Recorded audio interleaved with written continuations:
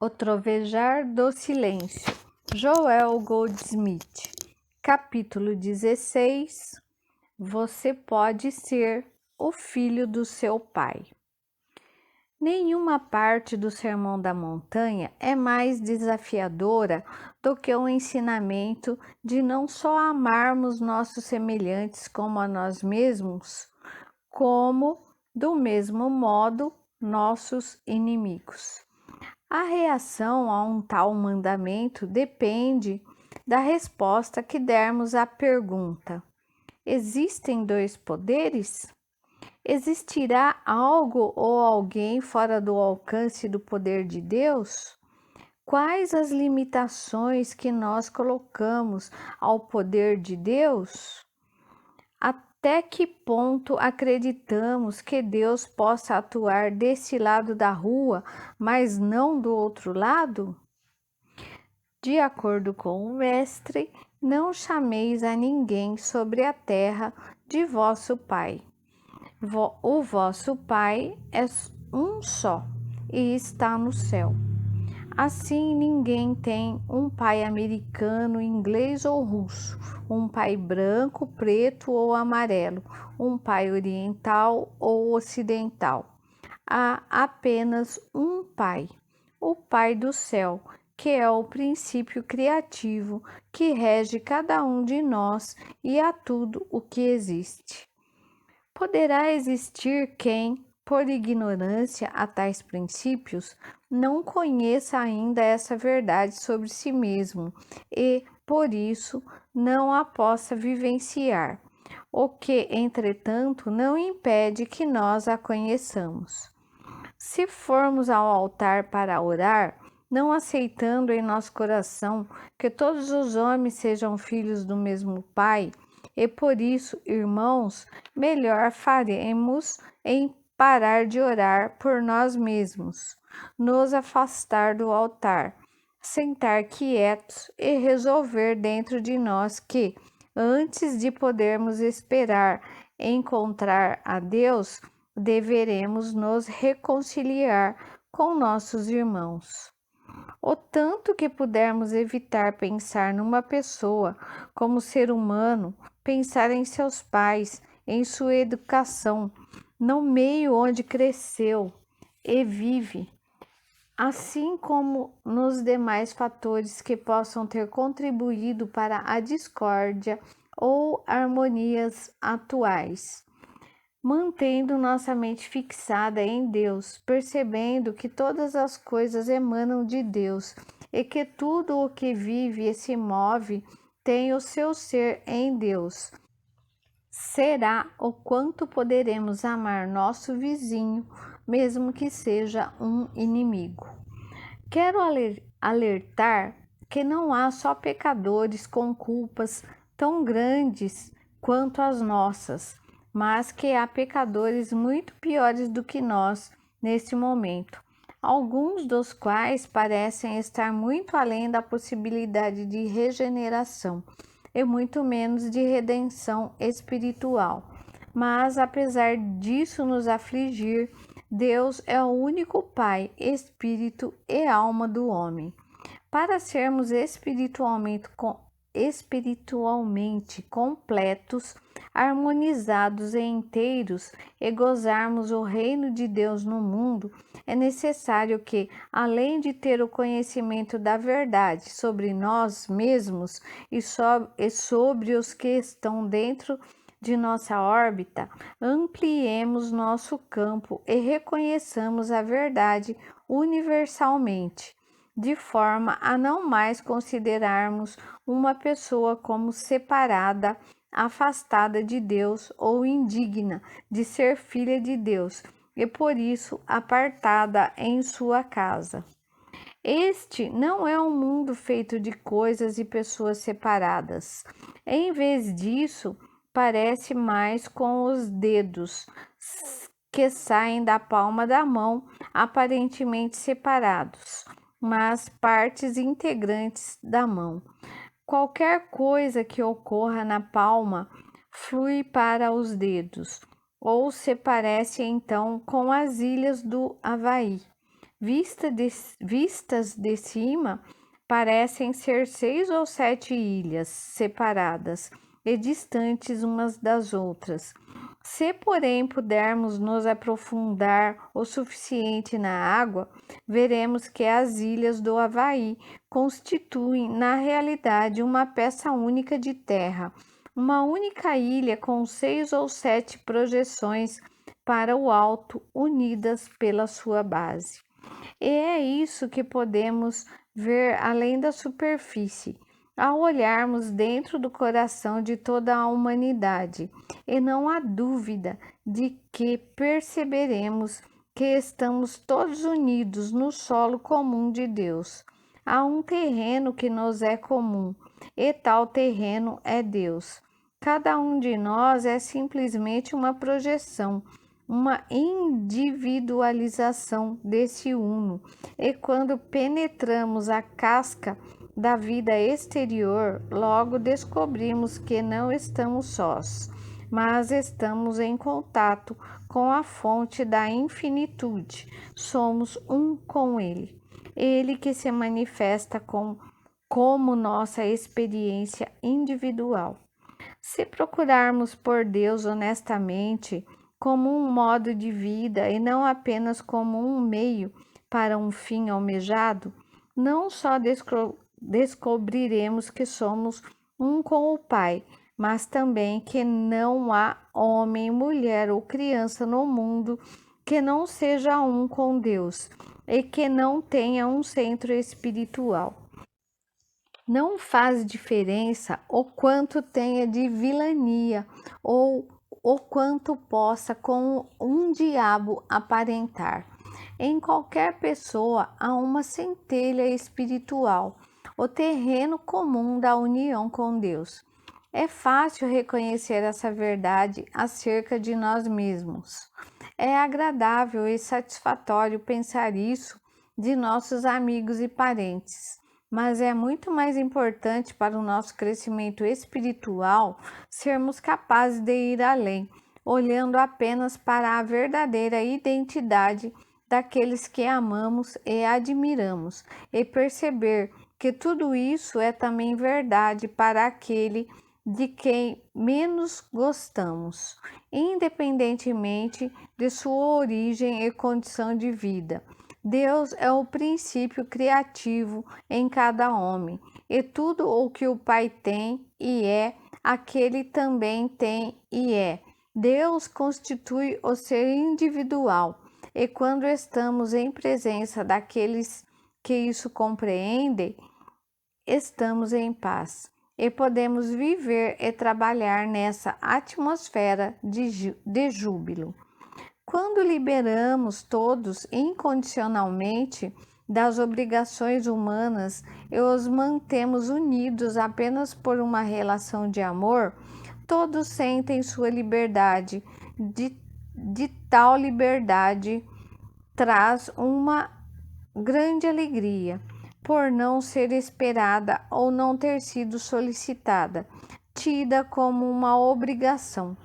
Até que alguém tenha tido uma tal experiência, não pode saber quão grande é o amor entre as pessoas que saborearam a Deus, e nem compreenderá quão livre seja tal relação.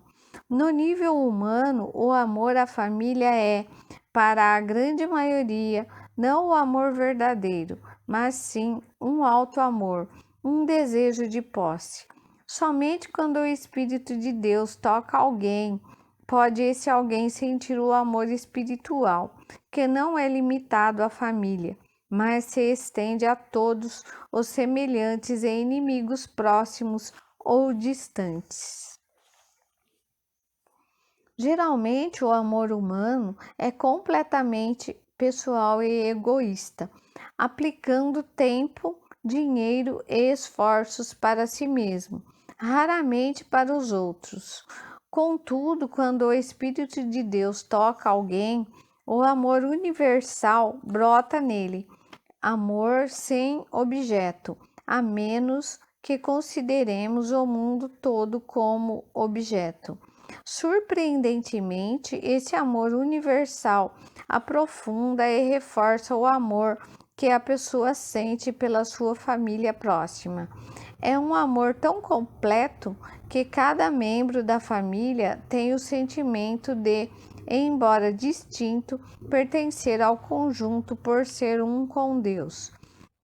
Poderá a família humana viver desse modo? Muito raramente. Vivem os humanos a temer o outro ou pelo outro, com saudades ou desejo de ver ou estar junto um do outro. Isso não se passa com o amor espiritual, no qual, todavia, há sempre a felicidade de estar em comunhão. Só há um princípio de vida, tanto para a nossa família como para os demais. E, embora sabendo que Deus é a alma de todos os seres, não significa que Deus seja o antepassado dos mortais. Significa que todos os mortais, sejam bons ou maus, podem eventualmente morrer para a crença da mortalidade e despertar para o conhecimento de sua verdadeira identidade. O conhecimento da verdade não implica saber a verdade sobre o ser humano ou sobre qualquer condição mortal. Não existe tal verdade. Conhecer a verdade significa conhecer a verdade sobre Deus e sua criação. E tal conhecimento desperta o homem e o eleva acima de sua mortalidade. Todos têm uma alma, não uma alma separada, mas a mesma alma, e Deus é essa alma. Podemos compará-la a um botão de rosa completamente fechado, tão fechado e pequeno a ponto de ser imperceptível para o ser humano. Essa alma não é o corpo, é a consciência, e quanto mais puder ser tocada pela verdade, mais se abrirá. Quando a luz do sol envolve o botão de rosa e o faz abrir. Só quando aprendemos a viver mais e mais pelo Espírito é que vemos e por vezes tocamos esse centro que é a alma do homem. Quando olhamos para uma pessoa como uma entidade física, não vemos a pessoa real, vemos apenas o seu corpo. Para podermos ver corretamente uma pessoa, temos de desenvolver o hábito de olhar para dentro de seus olhos e então, se formos capazes de penetrar as profundezas que jazem atrás do seu olhar, mais veremos essa pessoa em sua verdadeira identidade. Observaremos a realidade do seu ser e perceberemos que os nomes são apenas máscaras do personagem. Deus consciente, consciência divina, que produziu para si tal forma. Atrás da máscara chamada Guilherme, João ou José, só há um nome: Deus. Quando tivermos obtido sabedoria suficiente para saber que nossa alma é uma e única com a alma dos demais, se estabelecerá uma relação de harmonia, de paz e de graça. E essa relação não só será estável, mas mutuamente benéfica, já que enquanto nos olharmos apenas humanamente, teremos só desapontamento. Só a descoberta de que Deus é a alma do homem e de que a alma do homem é a fonte do seu bem pode libertar da escravidão do modo material de vida e ao mesmo tempo fazer obter o que é necessário à vida material. Então, sempre que formos ter com o açougueiro ou com o padeiro, fazer negócios com o corretor ou com o banqueiro, ao entrarmos em nossa casa ou na igreja, ao cuidar de nossas tarefas, estaremos vendo o homem Cristo, uma pessoa sem qualidades humanas, uma pessoa que, conforme já é do nosso conhecimento íntimo, tem a alma de Deus, e a mente e o Espírito de Deus. Quando chega até mim alguém pedindo socorro, eu não ligo para a sua identidade humana.